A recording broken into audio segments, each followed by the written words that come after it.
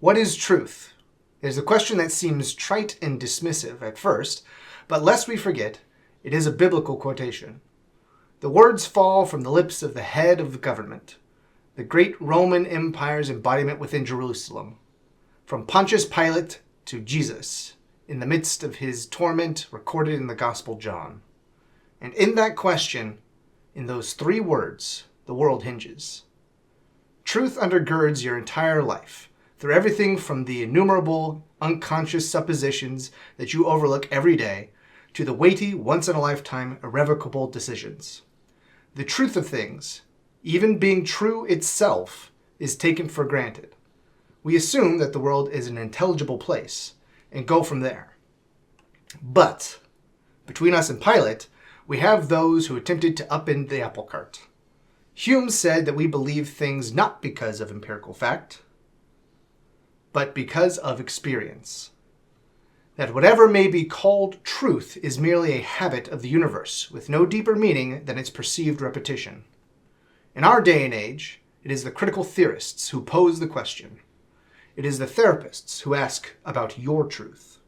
It is the relativists who question the notion of absolute truth. But in our bones, we know what truth is. We know that actions have consequences. There is cause and effect. For every action, there is an equal and opposite reaction. We know that 2 + 2 = 4. That isn't a construct of culture. If you go to Denver or Shanghai or Dubai or Cusco or Dusseldorf and take 2 and add 2, you will still have 4. There may be different words, but the result is the same. 4, se, urba, quattro, vier. As simple as this may seem, it is fundamental. It establishes the fact, or if I may be so bold, truth, that there is such a thing as a truth. It makes the intelligibility of the universe self-evident. It is true because it is true. And since there is truth in the simple, you make your way through accumulation of truths to bolder and grander proclamations of those consolidated truths. However, even this brief monologue only displays a shade of truth's full brilliance. Logic can merely intellectualize what the soul feels, and feels deeply. What makes music sad, or happy, or angry, or even good? Logic can diagnose the trends within music to say that these particular tones in this key and rhythm, meter and tempo, denote a tune that tends one way or the other. But then why aren't philosophers musical composers? Why does it take inspiration to make a piece of music that stands the test of time? How can genius be recognized in the smearing of color on a canvas, or the heart moved by a purposefully shaped stone? Now, the question of art is a bit beyond the scope of our conversation today, but its effect on ourselves is not. How do you reconcile the reality that 2 + 2 = 4 is as true as the melancholic power of Samuel Barber's Adagio for strings? Where do you find the balance between deduced validity and inborn verity? So today, as we look up, we echo Pilate and ask, what is truth?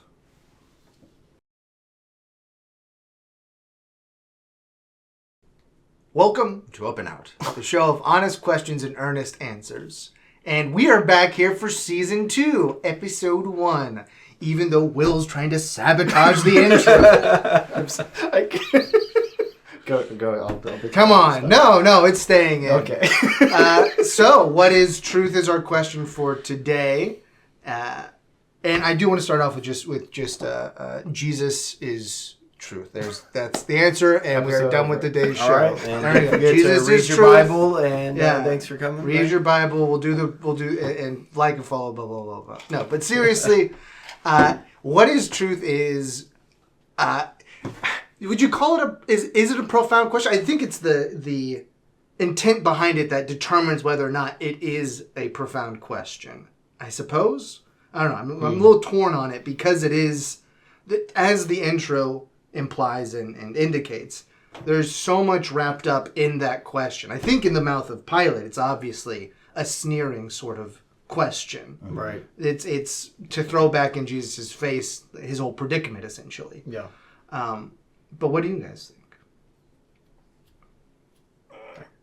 I think that what's fascinating about truth is not only do we as Christians know that Jesus tells us he is truth, but we feel it in our day-to-day lives. And it really is demanded from everybody, Christians, non-Christians, even people that believe in nothing at all are still beholden to truth, even though we may run from it as hard as we possibly can in some cases. We if nothing else, are bound by death. We are temporal beings. We live in a universe that has verifiabilities, which, in spite of what Hume says, right? And so because of that, we know there is truth. And I think there's nothing more destructive to an individual. Nothing? That's such a provocative statement, but I'll keep with it. There's nothing more detrimental to an individual than the denial of truth. Like, I think it's so deracinating, just from your own culture, from your own life, that meaning uprooted. Okay, I was about to ask. Yeah, meaning uprooted. Thank you.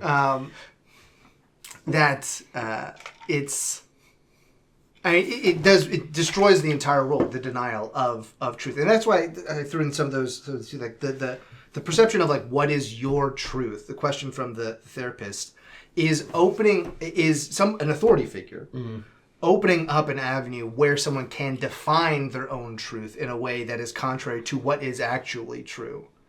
And that is part of what's so destructive. We'll get into mental illness and therapy in other episodes more fully, but that's kind of where I'm starting from in that perspective.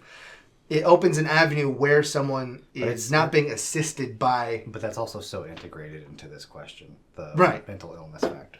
Yes. There's a lot of things in the world today that are just... we're not going to beat around the bush here. We're talking about transgenderism is one thing that's a denial of basic fundamental truths. I feel like it's helpful to name some things that are basic truths. Yeah. 2 + 2 is 4. There's 2 genders. There's 2 genders. 2 + 2 is 4. The Earth is round. I'll throw that one out there. Actually, it's an oblate spheroid. Want to be particular here. Everyone already knew that. That's obvious. The accuracy. Yes. Oblate spheroid is the Earth. I'll throw this out as an interesting tidbit that was at least provocative, in that there are scales of truth. And that may not even be the best way to represent it. I was trying to look it up real quick. But there is the universal truth. Right. There is truth, the thing that we all observe, we all are beholden to gravity. We're all, you can't argue with gravity.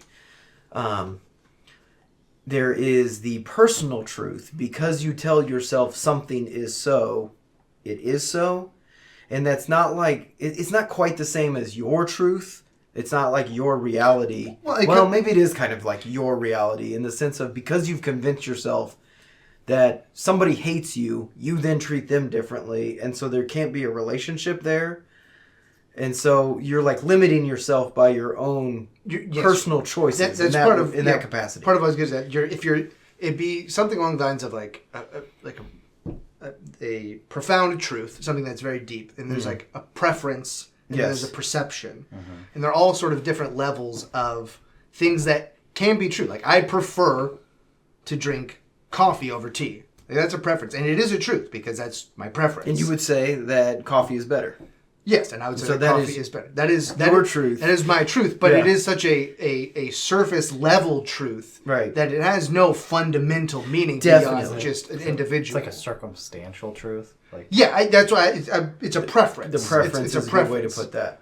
And then the third truth, there might have been a fourth truth, but I can't remember it at all. But for the sake of this conversation, there's got to be one between there's a societal truth that is because we collectively as a people believe it is so. Right. And that would be moral truth.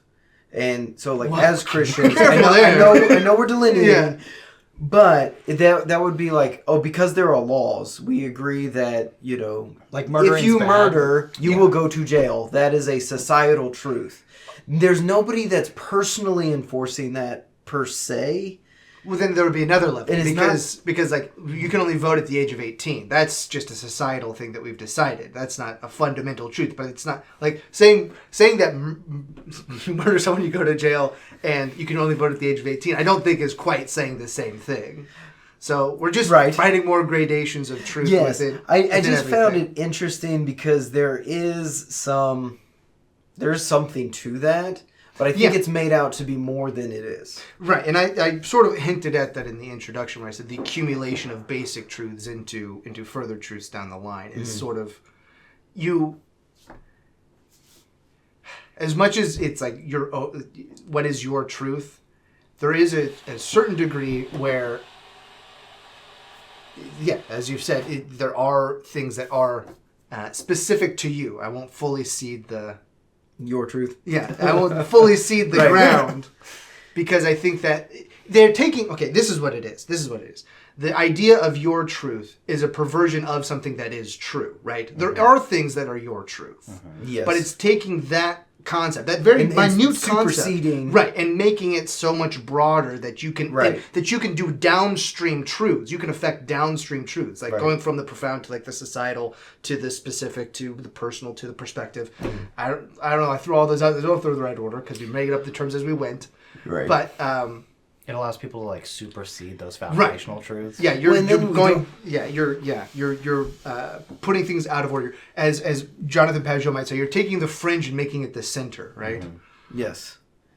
And you're eliminating the shared grounds that by doing so you destroy the bedrock, the foundation, you're pulling that thread and the whole sweater comes undone kind of idea, because there's nothing to be talked about if we don't at least agree on the universal truths. If you're choosing to supersede it by a completely subjective thing, then what conversation can there even be? Right. You are making yourself a solitary person, a solipsistic individual. Mm-hmm. That like your truth is so much stronger than everyone else's that no one can even talk to you about it. And then you end up lonely and depressed and alone, and now you are even worse off than you were to begin with. In modern context, main character syndrome, but I feel like it's beyond that. It's like God syndrome. Well, you have a God complex or something. Yeah, it's egocentrism to solipsism in its truest definition is that like there is no way of validating that anyone outside of yourself exists. Mm-hmm. Like you can't fully like I see you, but you could theoretically be just an emanation from my imagination. Right. There's no way that I can verify your mind has real. Fabricated me. Right. In order so that we can have this conversation. That's the truest version of solipsism. And gross. Yeah. Basically, it's like the worst thing that you could do. Because everyone does it. Then you're basically just the Ubermensch from Nietzsche. Like what is it? Strength might makes right. That's the phraseology there. So that is what truth isn't, I suppose. But, go ahead. Oh, no, sorry. The tangent I'll take us on, I guess, is that I feel like there was a geocentrism of the solar system, and like, which was about us. We're important, and it was religiously related, but not founded, really. And it was kind of a overextension of God's truth. We were trying to make it more than it was. And then it kind of became, I think of like, I believe it was Isaac Newton that basically thought the light projected from our eyes. I could be wrong person possibly, but he started doing all these studies with eyes. And like, even like putting needles behind his eyes and stuff, crazy things. Yeah, like really not fun things. No. But there was this idea that we were the source of things. Like the only reason we could see things is because our eyes were projecting the light that was then coming back to us. That's the classical perception of light. It goes back to Plato's cave. That's part of the whole metaphor in there. But eyeballs don't actually have any pain receptors in them, so sticking needles into your eyeball wouldn't hurt too bad. Right. I didn't know that. Yeah, the reason why your eye hurts is because you get like sand and it's doing the back of your eyelid, and that is very painful. But your eyeball itself, that's why you aren't put under anesthesia for like LASIK. They just zap your eyeball with lasers, and you're like, I guess I'm okay now. I have to put on funny glasses for a little while. Actually, don't they use some kind of Botox that could just to like freeze the muscles? I think like they the do muscles something. around the eye. They may do that, but you're not put under. Like, Right. You're not anesthetized. Right. Sorry, not to make a The tangent truth of of tangent. LASIK. The truth of The LASIK truth of- is that they dilate your eyeball, cut open your cornea, and shoot your eyeball with lasers. I just feel like there's this societal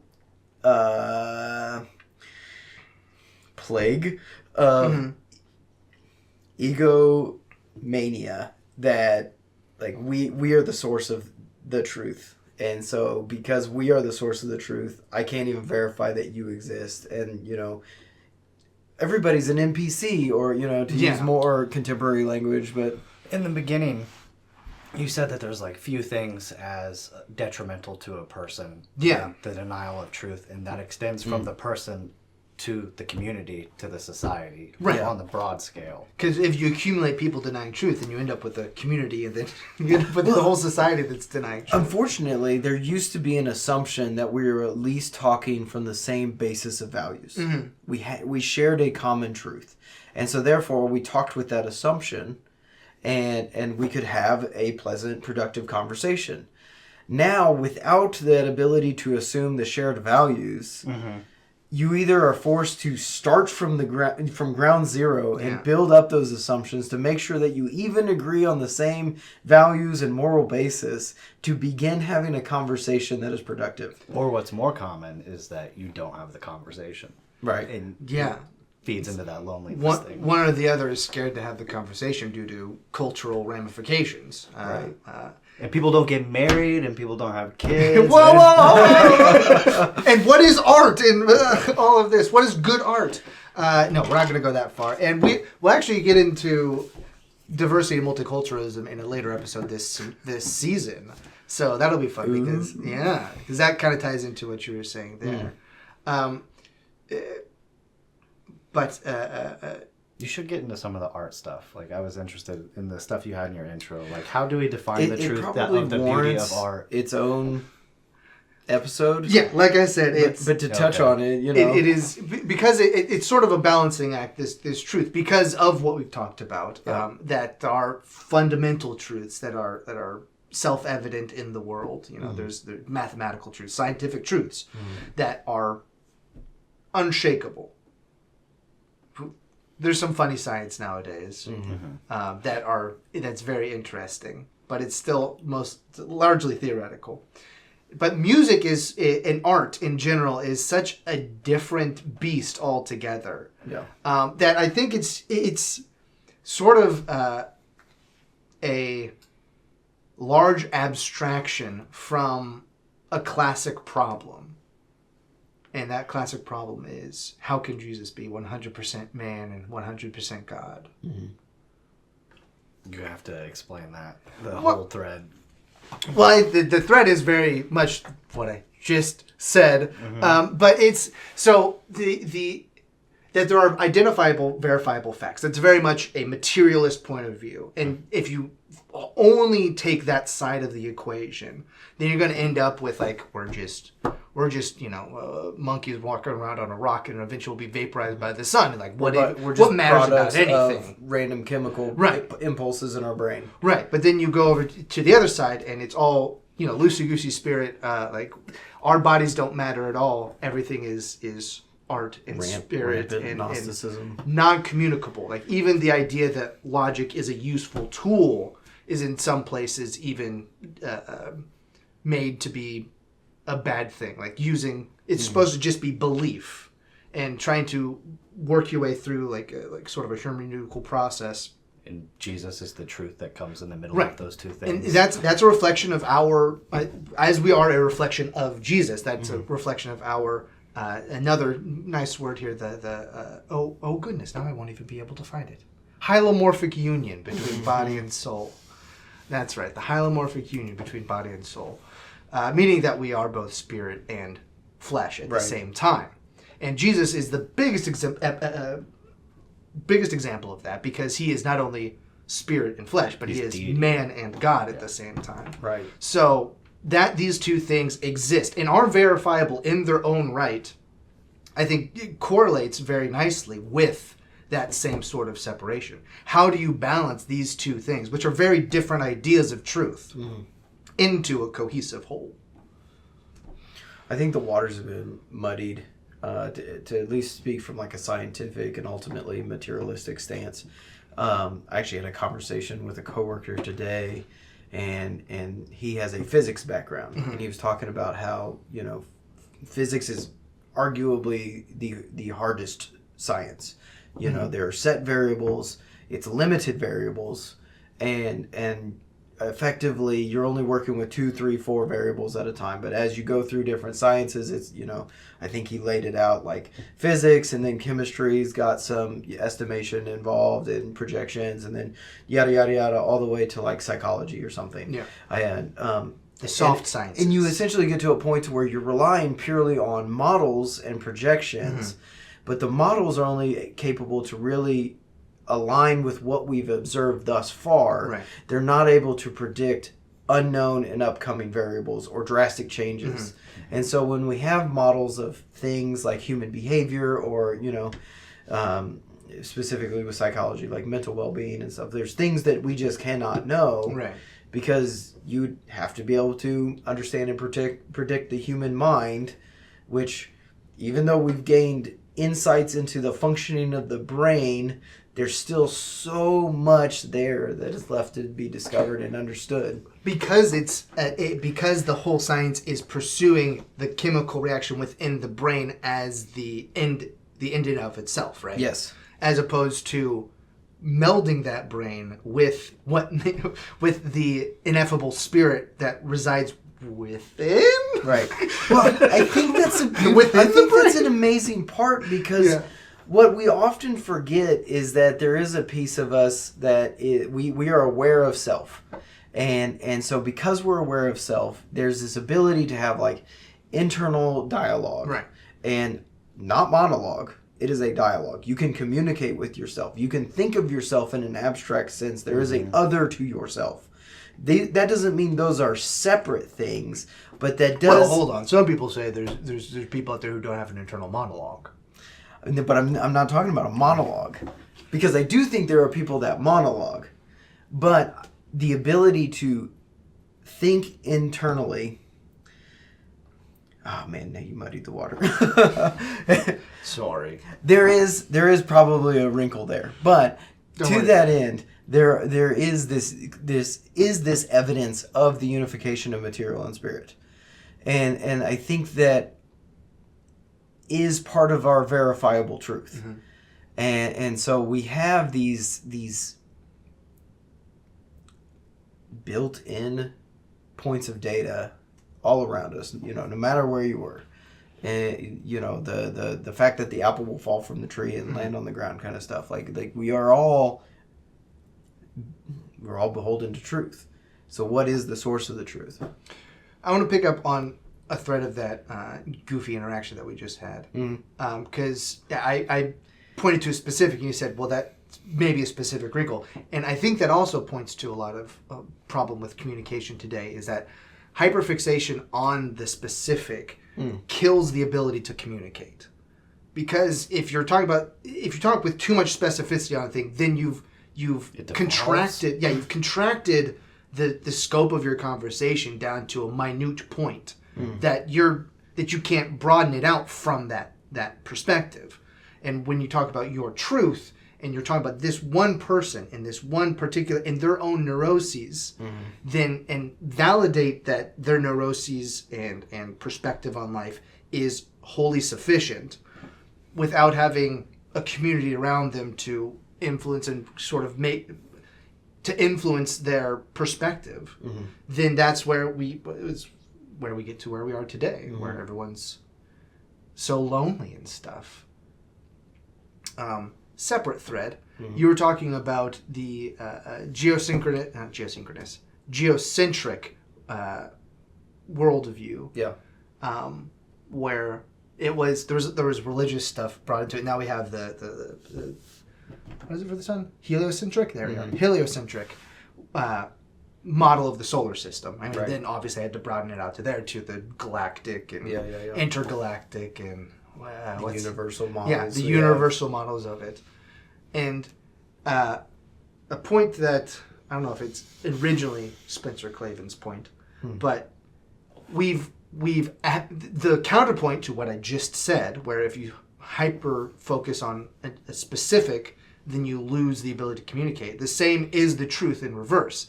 That if you speak in such broad generalities about the whole universe as its own thing, then you've now diluted the truth that human beings do matter. Because we have an inborn as part of that sense of self, inborn sense that there is a purpose to our life.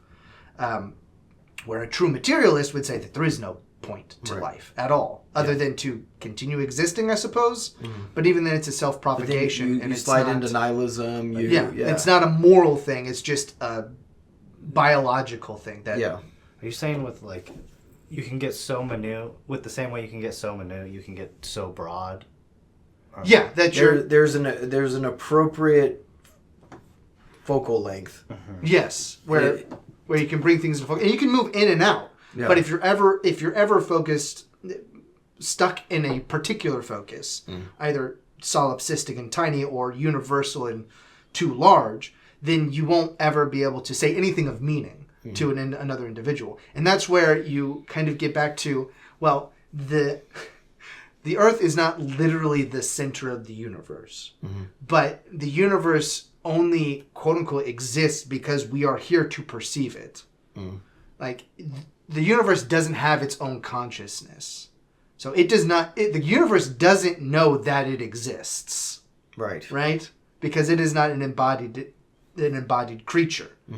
But yet it's beholden to all these laws and that governance. That only are discovered because we have the ability to discover them. Which is just kind of like a crazy, like, what do I even mean when I'm saying that? And it's like, I don't know, maybe it's the Earth was created for a purpose, and human beings are supposed to hold dominion over it, or something like that. But I feel like we take those things for granted from a scientific perspective, and right? And now the broader denigration of society is that's taken at face value, but also thrown out simultaneously. Right. That science is important because it's important. Like there's no self-reflection in it. Like.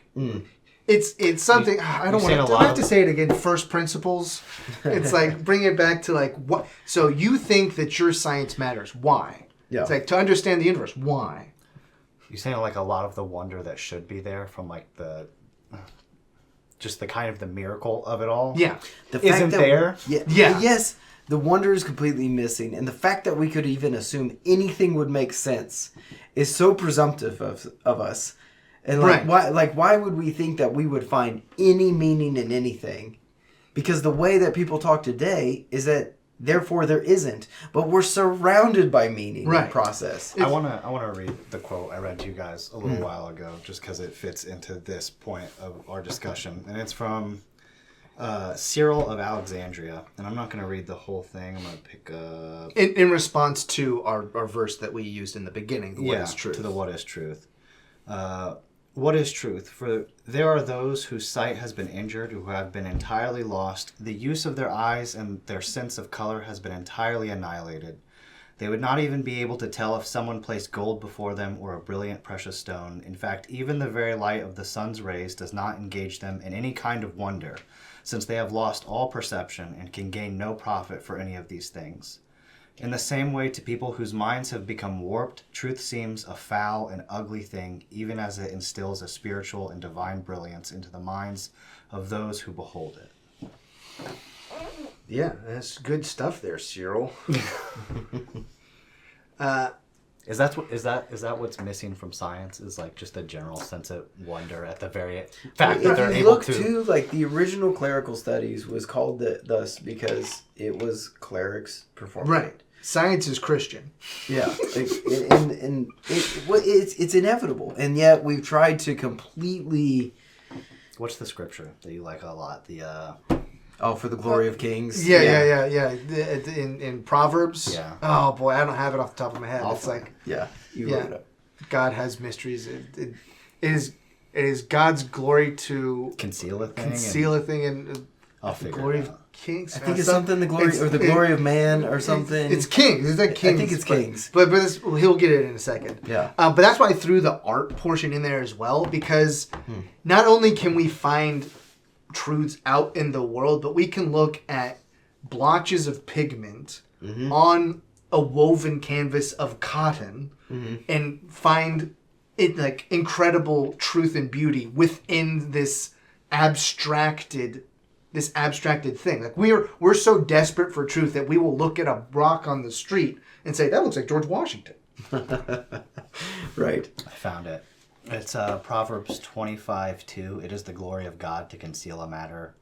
To search out a matter is the glory of kings. It is glory in both instances. Yeah.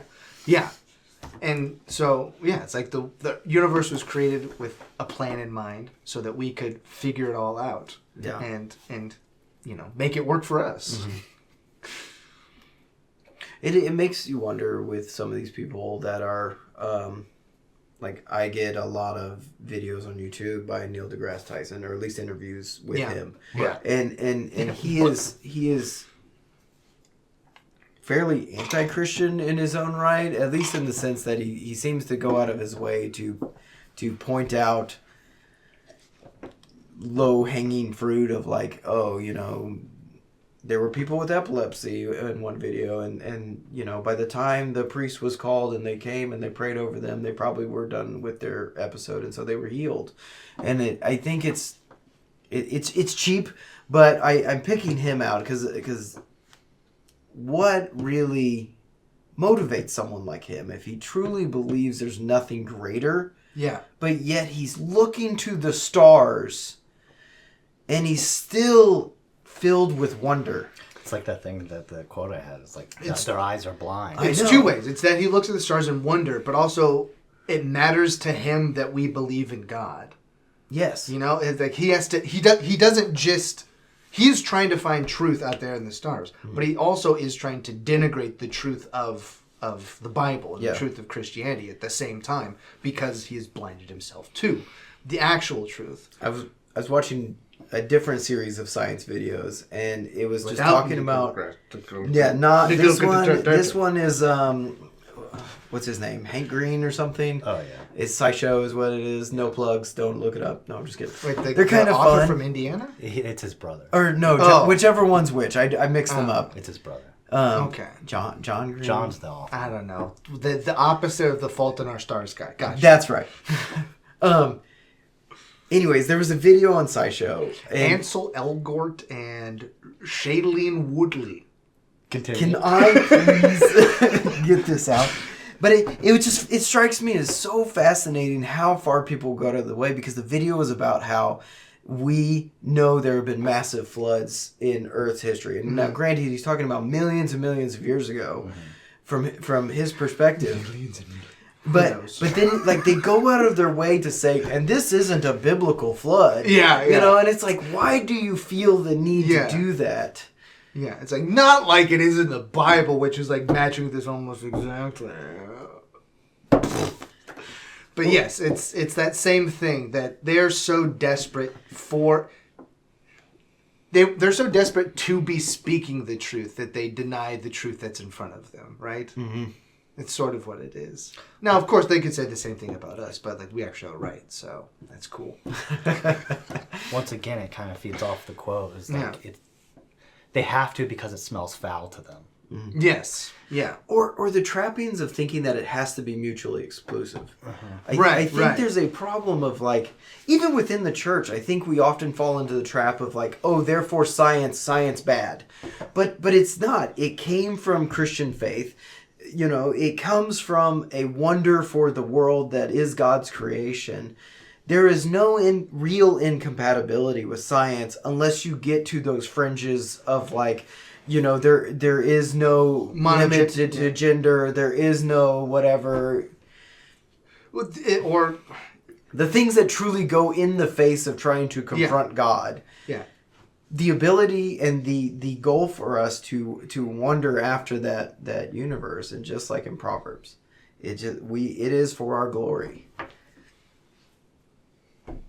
Well, it's like science is a tool like any other, so it can either be that's used what's for funny. Sorry. evil or for good. I'm gonna make a bugaboo about this. Fine. And to whichever scientist credit, I don't think it was Neil deGrasse Tyson, but they Probably. were If really it's a good point, it probably they was. were really stressing. Well, I just feel like I get so many of his videos, but it was that no, science is not this thing. It is a process.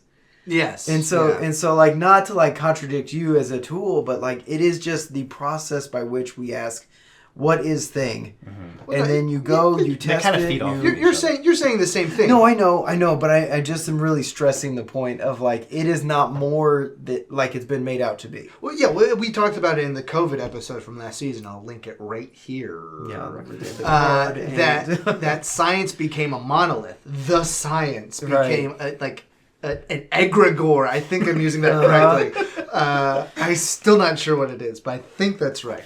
That it became something so much greater, which is just the scientific method is like thesis. No, it's hypothesis, experiment. There's more steps. Either you're right or you have to start over. Right. That's science. So real quick to touch on egregore, it is simply an idea that has essentially become it gains a spirit of its own, right? Okay, so yes, it was the science became a demon. We've put so much into this that we've made it manifest.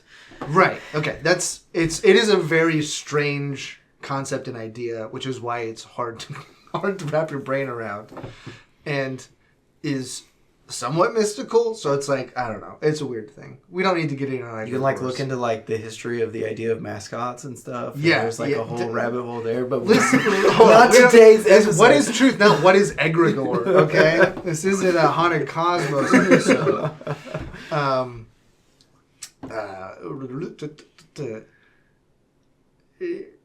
Anything else you guys are No, but like making it out to be the science, we've just blown it out of proportion. Right. And I don't know. It's all comes down to like everybody believes in something, and no matter how hard they run from it, you know, sure there's like a cynicism and sarcastic attitude to atheism, but when you really strip that away, there's nothing really being said except poking fun at everything else that people believe. And there's no substance there. But and so when you take that aside, everybody is believing in something. It's you know, Christianity, it's, you know, Hinduism, it's so we're all pursuing this truth, but yet we're societally saying there isn't truth. Right. And to bring it full circle, I when I was first putting together my introduction here, I read the verse, obviously, and I was like, I want to build around this question here, what is truth? And I looked in and I was like, it's John, all right? So it's John. We know where John starts. In the beginning was the Word, and the Word was God, and the Word was with God, and all blah, blah, blah, blah. And I was like, boy, I know that in John 1, it's logos. It's not word is how we do it, and there's all sorts of discussion about how to translate that word logos, which means like understanding way, like a lot of different things, because it's Greek and all those words mean multiple things at the same time. They don't mean different words. They all mean the same thing at the same time. And I really wanted what is truth to be like related to the word logos. It's not in there, unfortunately. That would have been too clean, probably, for John's perspective, because he's actually reporting what he should have said. But still, I think that in other places, Jesus does say that I am the Word and the way. No, he says the way, the truth, and the life. The light. Light? Life? Life. I'd have to check. The way, the truth, and the life. I think it's life. None come to the Father except through me. Right. Yeah. But I still think that symbolically, those words are still tied together. What is truth? And, and I'm the divine logos of the universe. It's all John's. He's saying the same thing in essentially every possible way. Yeah. And so there really isn't any confusion to be had. There is one way. There is the truth. The truth is Jesus.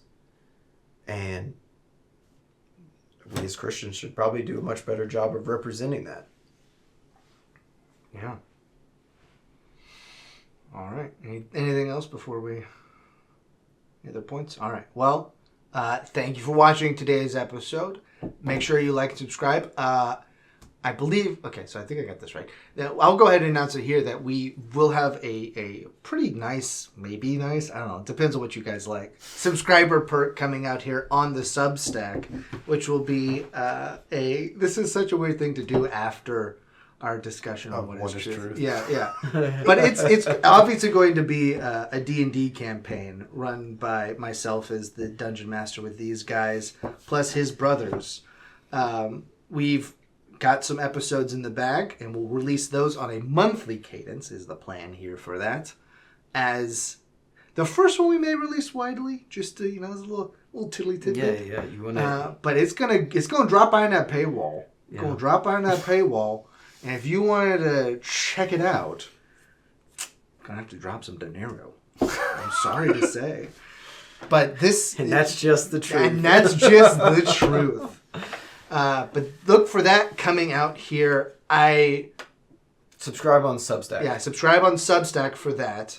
And we'll do clips and stuff on the YouTube channel of like some fun bits. Mm-hmm. But the full campaign, of a homebrew setting, which has been tangentially mentioned on previous episodes. You just have to watch to find out about it. It's a lot. It is a lot. I think that's the best description of it. That it is a lot. But I think it's fun. That first campaign was good. The first episode. Oh wow, really convincing there. Thank you. It was good. I had fun. It's fun enough that we're gonna keep doing it. So there's that. And the money. all of one of you who will do that for our campaign. This would be so much fun.